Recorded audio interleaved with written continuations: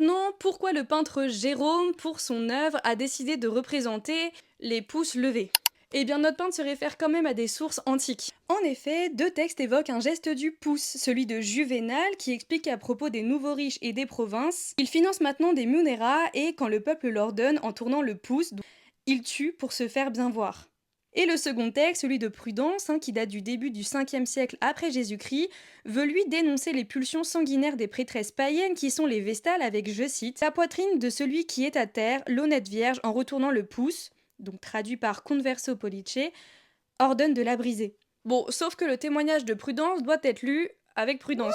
Alors tout d'abord, il écrit son texte au 5e siècle après Jésus-Christ. Donc en gros, pour vous situer, c'est après que le christianisme ait été imposé dans tout l'Empire et que les combats des gladiateurs soient devenus rares puis interdits en 404 après Jésus-Christ. Bon, le deuxième point aussi, c'est que Prudence, eh bien, c'est un auteur chrétien. Il ne peut donc pas accéder aux jeux païens. Il n'est donc pas un témoin très fiable. Donc au final, on n'a qu'une seule source antique qui parle d'un geste du pouce, sauf que rien nous indique si le pouce est tourné vers le haut ou vers le bas. Ce geste présent dans le tableau de Jérôme est repris dans les Péplum et donc une pure invention.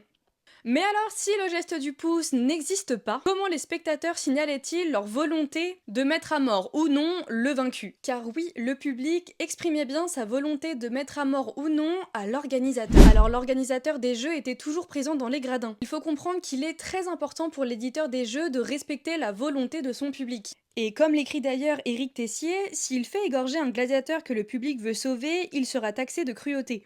S'il renvoie un homme condamné par la foule, il peut être accusé d'avarice.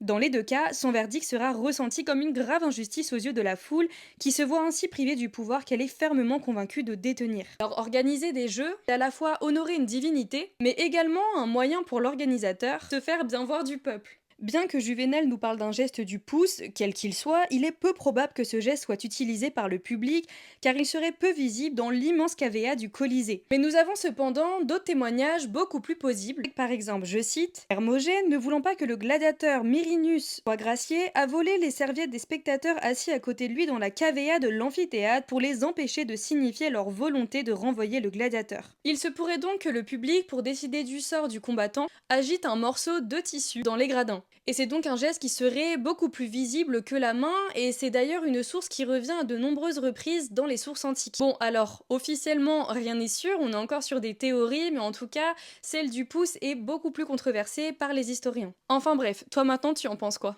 Et si cette vidéo t'a plu, n'hésite pas à t'abonner.